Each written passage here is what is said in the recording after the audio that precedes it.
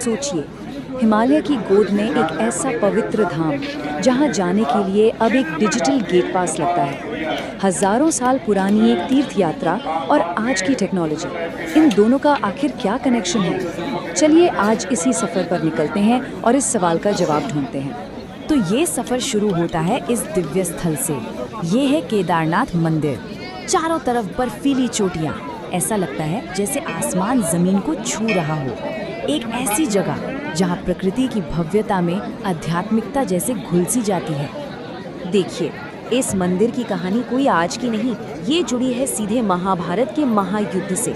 जब युद्ध खत्म हुआ तो पांडव जीत तो गए, पर अपनी ही लोगों को मारने का बोझ उनके दिल पर था।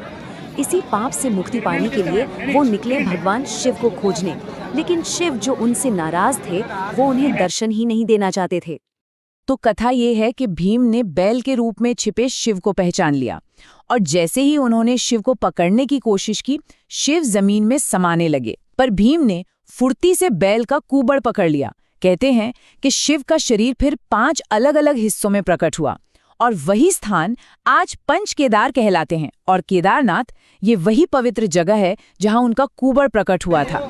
तो ये तो हुई हजारों साल पुरानी पौराणिक कथा। पर आज का क्या? आज के ज़माने में अगर किसी को इस धाम की यात्रा करनी हो तो उसे क्या करना पड़ता है? रास्ता क्या है? आज ये सफ़र सिर्फ आस्था का नहीं है, बल्कि एक तय प्रक्रिया का भी हिस्सा बन गया है। एक ऐसी व्यवस्था जिसे सरकार ने सबके लिए ज़रूरी, मतलब अनिवार्य बना दिया है। और इस व्यवस्था में सबसे पहली और सबसे ज़रूरी चीज़ है रजिस्ट्रेशन, यानी पंजीकरण। चाहे केदारनाथ जाना हो या किसी भी 4 धाम, ये कंपल्सरी है। इसके बिना तो आगे बढ़ना मुमकिन ही नहीं है। और जानते हैं सबसे अच्छी बात क्या है? ये जो ऑफिशियल रजिस्ट्रेशन प्रोसेस है ना, ये सभी के लिए बिल्कुल मुफ्त है, ज़ीरो कॉस्ट, एक भी पैसा नहीं लगता। तो सवाल ये है कि ये रजिस्ट्रेशन होता कैसे है? चलिए इसे स्टेप बाय स्टेप समझते हैं। और यकीन मानिए, ये सुनने में जितना मुश्किल लगता ना, असल में उतना है नहीं। सरकार ने इसे काफ़ी आसान बना दिया है। देखिए, 4 तरीके हैं। या तो ऑफिशियल वेबसाइट पर चले जाएं, या फिर टूरिस्ट केयर उत्तराखंड नाम का मोबाइल ऐप डाउनलोड कर लें। अरे, व्हाट्सएप पर सिर्फ यात्रा लिखकर भी भेज सकते हैं, या फिर सीधे टोल फ्री नंबर पर कॉल कर सकते हैं। अगर ऑनलाइन वाला रास्ता चुनते हैं तो प्रोसेस बहुत सीधा साधा है। सबसे पहले ऑफिशियल वेबसाइट पर जाएं, अपना नाम और मोबाइल नंबर डालकर एक अकाउंट बना लें। फिर अपनी यात्रा का पूरा प्लान बनाएं, मतलब कहाँ जाना है, किस तारीख को। इसके बाद अपनी और अपने साथ जाने वालों की डिटेल्स और फोटो आईडी अपलोड करें, और बस आपको एक यात्रा पंजीकरण पत्र मिल जाएगा जिस पर एक यूनिक क्यूआर कोड होगा। और यही क्यूआर कोड समझिए कि आपकी डिजिटल पहचान है। यात्रा के रास्ते में जो चेक पॉइंट्स बने हैं, वहाँ अधिकारी इसी को स्कैन करते हैं।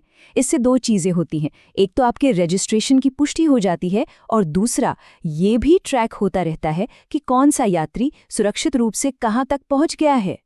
लेकिन यहाँ आकर मन में वो सवाल फिर से खड़ा हो जाता है कि भाई, आस्था और भक्ति के इस सफ़र के लिए इतनी सख्त डिजिटल निगरानी, आखिर इसकी ज़रूरत पड़ी ही क्यों? इस सवाल का जवाब हमें इतिहास के एक बहुत ही काले पन्ने में मिलता है। एक ऐसी घटना जिसने सिर्फ उत्तराखंड ही नहीं बल्कि पूरे देश को हिलाकर रख दिया था। एक ऐसी त्रासदी जिसने पूरी व्यवस्था को जन्म दिया। ये जो तस्वीरें हैं, ये जून 2013 की हैं। एक ही जगह की तस्वीरें, बस कुछ घंटों के फासले पर। बाईं तरफ है आपदा से पहले का शांत खूबसूरत केदारनाथ, और दाईं तरफ प्रलय के बाद का वो भयानक मंजर। ये प्रलय अचानक नहीं आया था। सब कुछ शुरू हुआ 16 जून की शाम को, जब मंदिर के पास जमीन खिसकने लगी। फिर रात होते होते ऊपर चोराबारी ताल से पानी का एक भयानक सैलाब नीचे की ओर दौड़ पड़ा। और जब लोगों को लगा कि शायद बुरा वक्त टल गया है, तभी अगली सुबह 17 जून को पानी, पत्थर और मलबे की एक और उससे भी बड़ी लहर आई, जिसने सब कुछ अपनी चपेट में ले लिया। पानी का बहाव इतना तेज और इतना ताकतवर था कि वो कंक्रीट की इमारतों को ताश के पत्तों की तरह बहा ले गया। बड़े बड़े होटल, दुकानें, सड़कें, पुल, जो कुछ भी उसके रास्ते में आया वो बस एक याद बनकर रह गया। इस भयानक तबाही के बीच भारतीय सेना और एनडीआरएफ के जवानों ने एक ऐसा बचाव अभियान चलाया जिसे दुनिया के सबसे मुश्किल रेस्क्यू ऑपरेशंस में से एक गिना जाता है। मौसम खराब, रास्ते टूटे हुए, लेकिन फिर भी हमारे जवानों ने हजारों फंसे हुए तीर्थयात्रियों को हेलीकॉप्टर से एयरलिफ्ट कर सुरक्षित निकाला। और यहीं आकर हमें हमारे उस क्यों का जवाब मिलता है। यही वो क्रूशियल पॉइंट है। उस आपदा के वक्त सबसे बड़ी चुनौती ये थी कि किसी को पता ही नहीं था कि उस घाटी में कितने तीर्थयात्री हैं, कौन कहाँ फंसा है, कौन लापता है, कोई रिकॉर्ड ही नहीं था। बस इसी भयावह अनुभव से सबक लेते हुए 2014 में इस रजिस्ट्रेशन सिस्टम को अनिवार्य कर दिया गया, ताकि भविष्य में अगर कभी ऐसी कोई अनहोनी हो तो हर एक यात्री को ट्रैक किया जा सके और उन तक जल्द से जल्द मदद पहुंचाई जा सके। लेकिन कहते हैं ना, हर विनाश के बीच से उम्मीद की एक कहानी भी जन्म लेती है, और केदारनाथ की कहानी में ये उम्मीद, ये लचीलापन और ये विश्वास सच में हैरान कर देने वाला था। ये वाकई किसी चमत्कार से कम नहीं था। चारों तरफ प्रलय ही प्रलय था, सब कुछ तहस नहस हो चुका था, लेकिन उन सब के बीच में वो प्राचीन केदारनाथ मंदिर अपनी पूरी शान से खड़ा था। उसे कोई बड़ा नुकसान नहीं हुआ। और जब हम इस मंदिर का इतिहास देखते हैं तो शायद हमें इतनी हैरानी होनी भी नहीं चाहिए। सदियों से ये मंदिर ऐसे ही कठोर और नाजुक माहौल में खड़ा है, न जाने कितने बर्फीले तूफानों और प्रकृति की चुनौतियों का सामना करते हुए। इसका तो इतिहास ही टिके रहने की एक मिसाल है। तो सवाल ये है कि मंदिर बचा कैसे? इसका जवाब इस एक तस्वीर में है।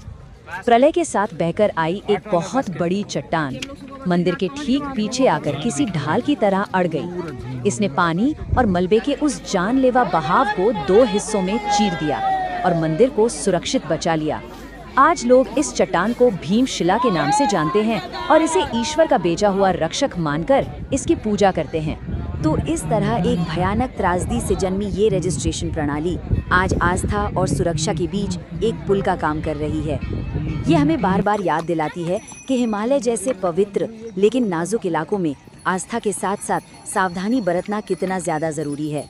और ये पूरी कहानी हमें एक बहुत बड़े सवाल के साथ छोड़ जाती है। इस बदलती दुनिया में जहाँ हमारा पर्यावरण लगातार और भी नाजुक होता जा रहा है, हम अपनी आस्था की इन पवित्र यात्राओं को आने वाली पीढ़ियों के लिए कैसे सुरक्षित रख सकते हैं?